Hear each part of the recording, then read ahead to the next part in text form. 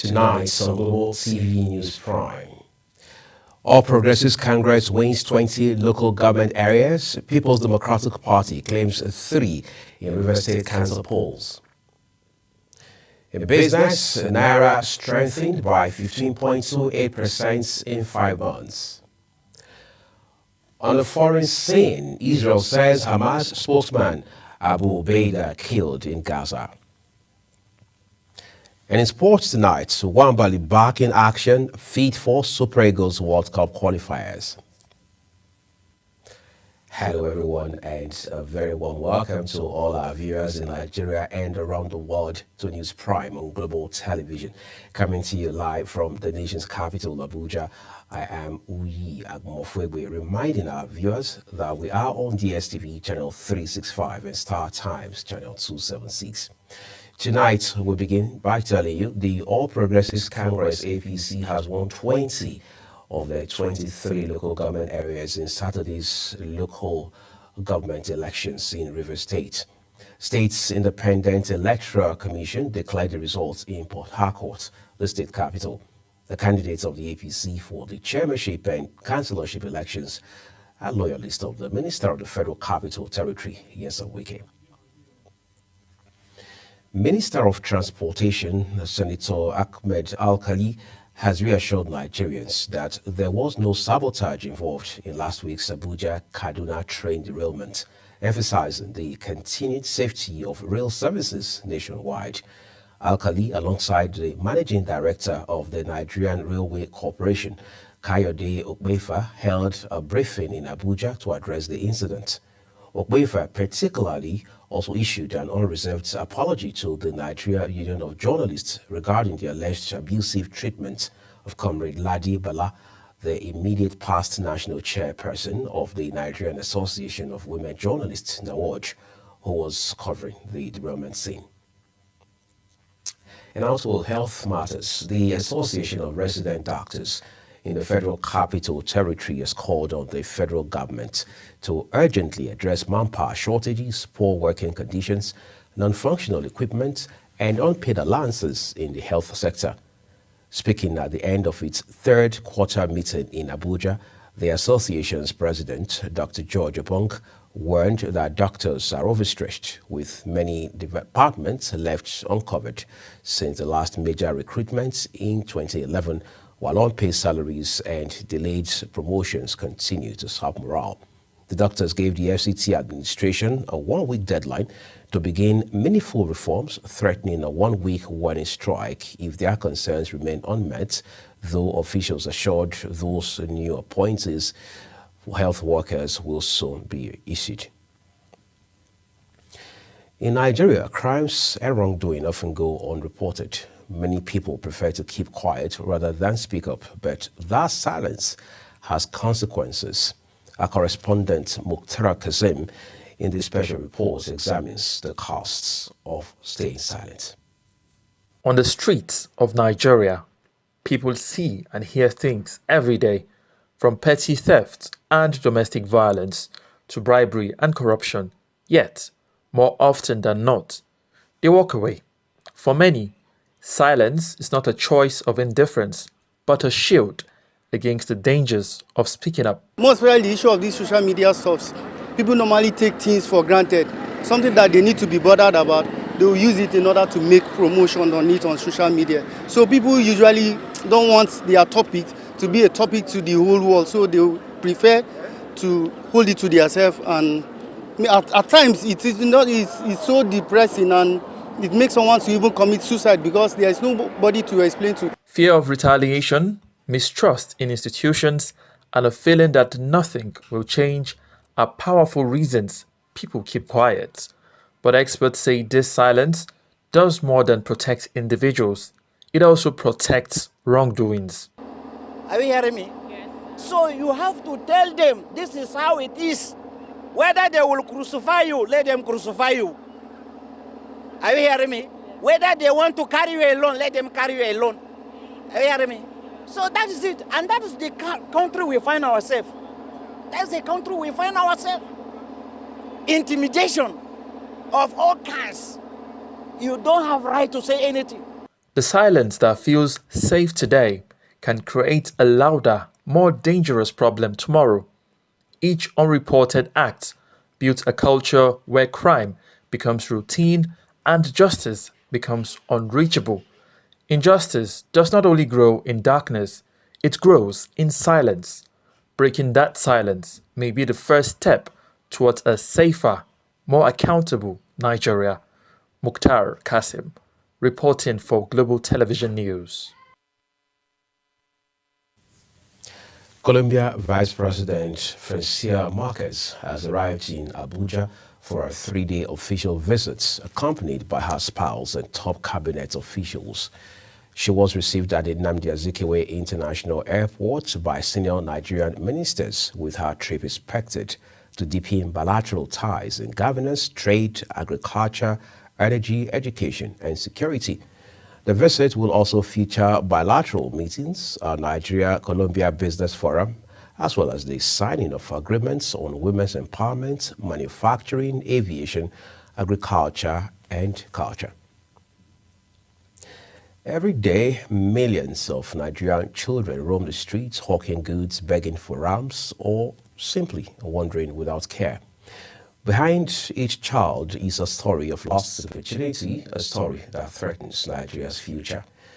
In this special report, our correspondent Mukhtar Kasim takes a closer look at this disturbing phenomenon. From dawn till dusk, the streets of Nigerian cities tell a haunting story. Children, some barely old enough to spell their names, weave between traffic, selling water, fruit, or biscuit. Others sit on the sidewalk, their palms stretched out for help. It's very unfortunate that some parents did not take care of their children, that they allow their children to running around. Me as a father, I cannot allow my children to running around because I have to feed them somewhere. Even while they are on holiday now, I have to feed them somewhere. If you train your children in a good way, when they grow up, they will not misbehave. But if you allow your children to be going up and down, before you know, they will find themselves in one situation or the other. For these children, school is a distant dream. Instead, survival is their daily lesson. Poverty, broken homes, and weak social structures push them to the streets where danger lurks at every turn. Poor parenting. Poor parenting goes as far as parents not even knowing their duties. So don't even know why they gave birth to these children. Because others are giving birth. Because when you don't have a child in the society, they look at you as a failure. Or you are a barren woman, or you are a father that cannot produce children. So people just produce children as if they are producing chickens. Experts warn that this circle not only robs children of education, but also deepens Nigeria's social and economic crisis. Because everybody knows that the way the situation is now in Nigeria, things is not going well. So every parent are just managing their life because of the economic of the country. The Nigerian government has introduced policies aimed at universal education, yet implementation gaps remain. Advocacy groups insist that stronger enforcement and community involvement are crucial. UNICEF estimates that more than 10 million Nigerian children are out of school, the highest number in the world. Each child on the streets today is a stark reminder of promises unfulfilled, and unless urgent action is taken, the nation risks raising a generation trapped in poverty and neglect. Mukhtar Kasim, reporting for Global Television News. Thank you so very much, Mukhtar. Former Inspector General of Police Solomon Arase has reportedly passed away at a hospital in Abuja at the age of 69. The deceased son, Solomon Arase Jr., announced the passing of his father on behalf of the family. Arase, appointed Nigeria's 18th Inspector General of Police in 2015 by former President Goodluck Jonathan, later chaired the Police Service Commission until his removal in 2024. Born on June 21, 1956, Rase enlisted in the Nigeria Police in 1981 after obtaining a bachelor's degree in political science at Ahmadu Bello University, Zaria. This is Global Television. Tonight you're watching the live broadcast of News Prime with Uyi Agumofegbe. When the rest of the news returns, Budget Office of the Federation says Naira strengthened by 15.28% in 5 months. Details coming shortly, plus foreign export stories for you on the other side of this break. Please do stay with us.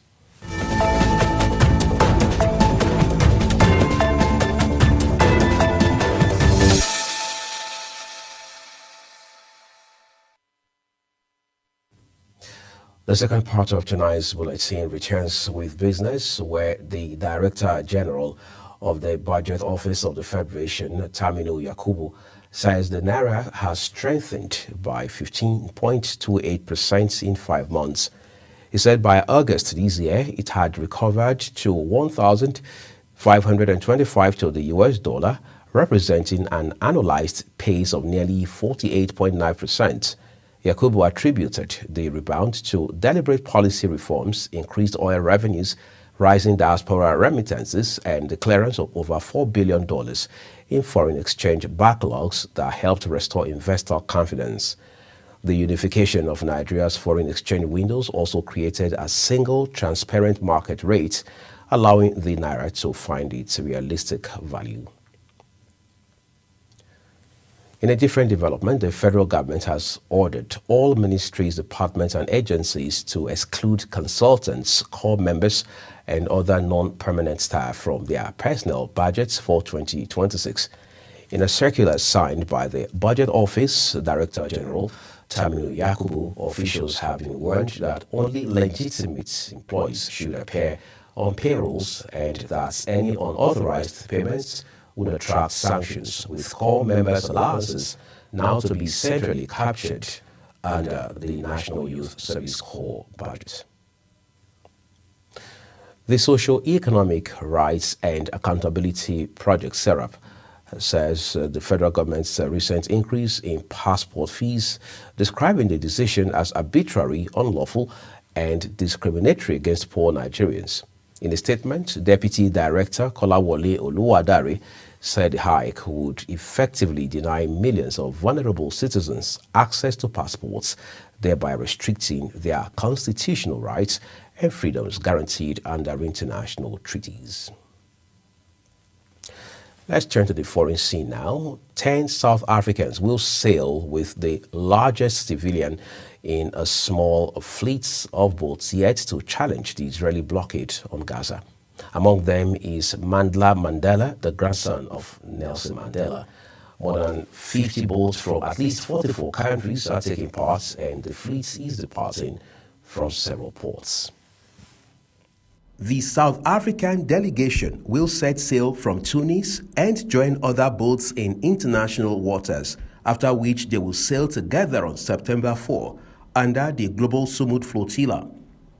The flotilla, flying Palestinian flags, has hundreds of people aboard, among them activists from dozens of countries, including Irish actor Liam Cunningham and Spain's Edward Fernandez. Activists and supporters of the mission gathered at the Zoo Lake in Johannesburg to stage a farewell to those joining the flotilla, including Mandla Mandela, grandson of Nelson Mandela, who will be joining the fleet as part of the South African delegation. He made the mission clear while addressing other members of the team. We are proud, comrades, to say that we have over 40 boats that we have been able to mobilize, with 44 countries that have come together. Ours is simply to end the blockade and break the siege on Gaza. We are bringing humanitarian aid that is much needed to the Palestinians. Many have seen for yourselves that 1 million people in Gaza are being starved to death. Another member of the group, Khalid Voda, commended those who have volunteered to join the mission, particularly from South Africa.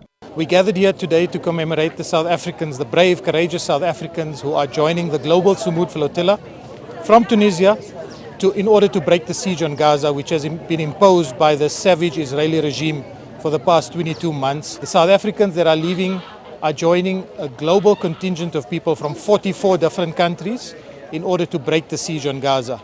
There have been multiple attempts before this one. This is the largest of its kind.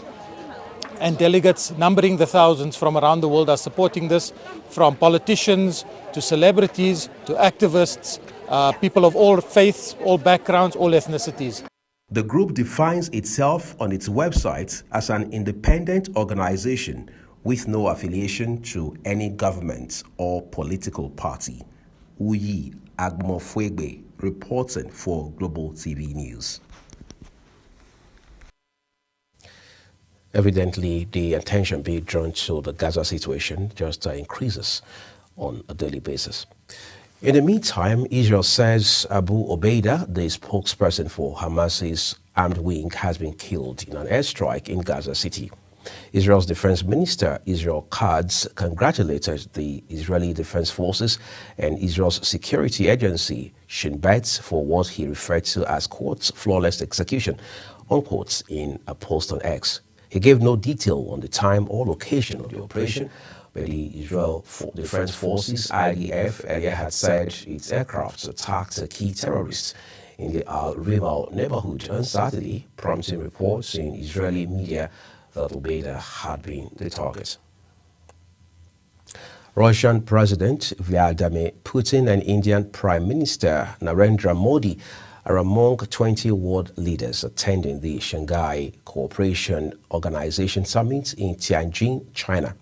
The gathering, being the largest since the bloc's creation in 2001, comes amid rising tensions with the United States over trade disputes and India's continued purchase of Russian oil.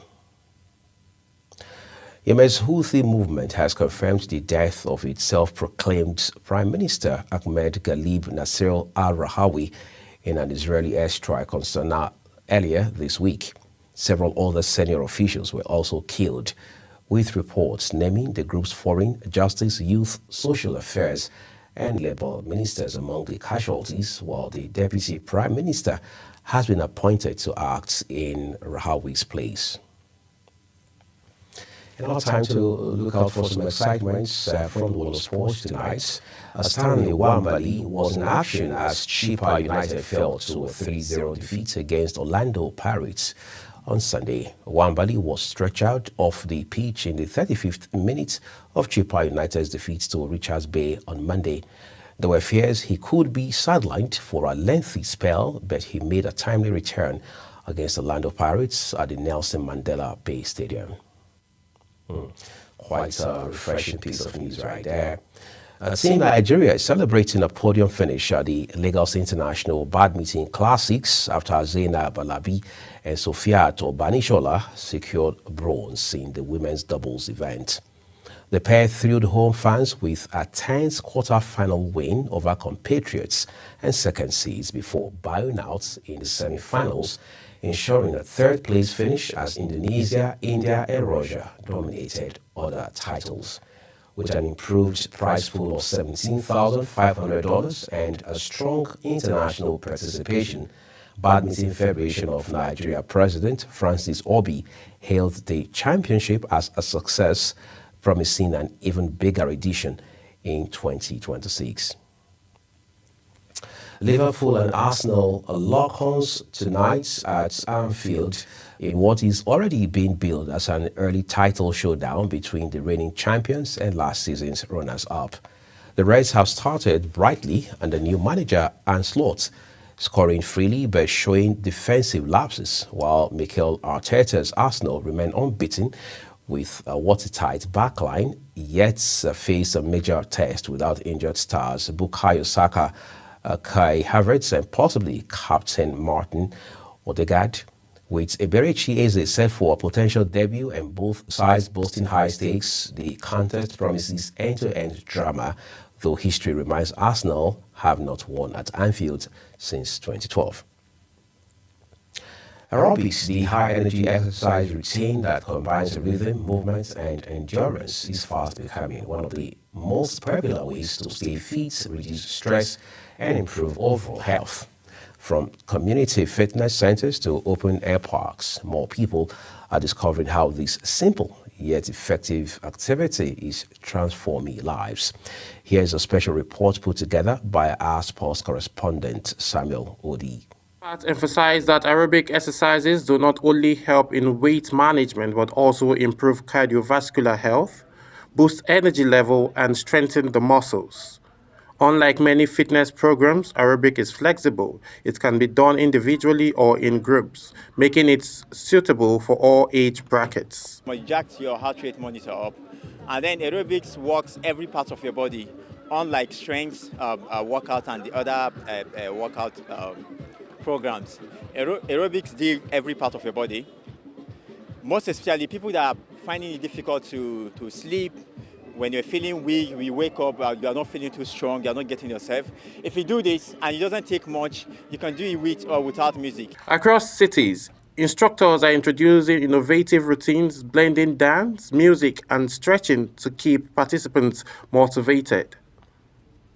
Medical professionals also highlight the mental benefits, noting that regular aerobic activities reduces anxiety, sharpens focus, and enhances the mood. It's what works for me. It's what works for my body because I've seen how amazing it is. I'm a mom of one, and before and after birth, I saw what it did to me, so there's no need stopping. So health-wise, I think it's good. This might not work for you. It might be taking a walk or something, but just do something that, makes you active every day. With rising awareness about healthy living, aerobics is proving to be more than just a workout. It is a lifestyle which brings communities together through movement and rhythm. Samuel Odi for Global Television News. I'm sure it's time to get on the road and just burn as many calories as possible. Thank you so very much, Samuel Odi, for that special report on the news tonight. Tonight, we end Global TV News Prime with a look at some of our top stories.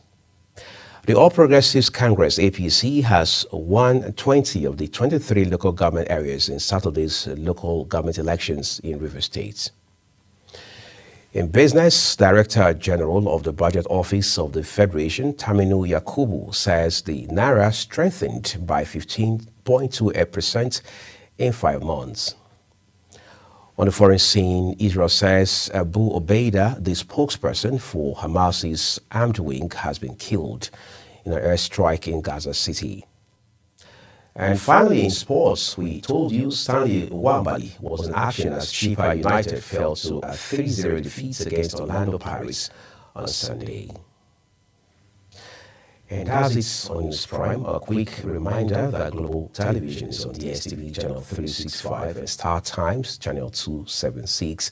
Kindly follow us across all social media platforms now showing on your screen, including at Global TV NG, and that way you can interact with us by engaging and subscribing across all social media platforms. On behalf of the entire team here at Global Television's World Headquarters in Abuja, Nigeria's capital, I'm Uyi Agmofwegbe, saying a big thank you to you for watching, and here is wishing you a very productive week ahead. Bye-bye.